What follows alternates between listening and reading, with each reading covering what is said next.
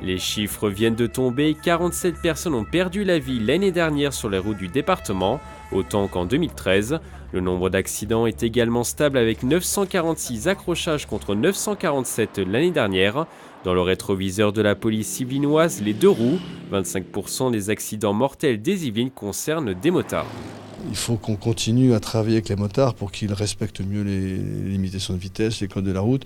Je reste persuadé que le comportement doit être mieux calibré et pour ma part, je continuerai à demander à ce que les remontées de fil trop rapides soient verbalisées par les forces de police parce que je trouve que ça donne un comportement beaucoup trop libertaire et ça donne une route dangereuse et un sentiment de trop grande liberté sur la route.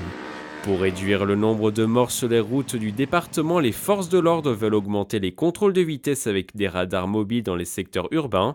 Des tests salivaires pour lutter contre la prise de stupéfiants sur la route seront également développés en 2015.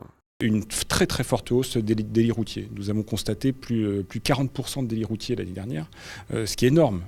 Nous avons plus 20% de délits de grande vitesse, nous avons plus de 40% de délits d'alcoolémie délictuelle, et y compris presque plus de 50% de conduite sous stupéfiants. Toutes les semaines, je constate des grands excès de vitesse. Écoutez, la semaine dernière, c'était 160 km/h au milieu d'un village, limité à 50 km/h. Mais si quelqu'un traverse, il ne peut pas s'arrêter. Et s'il essaye d'éviter la personne, le motard va tomber, c'est clair. Donc là, ce ne sont pas des comportements citoyens.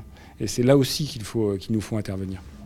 Cette année, 5 personnes ont déjà perdu la vie sur les routes du département dans 2 accidents mortels en zone rurale. On a tous une bonne raison de rester vivants. Association Prévention Routière.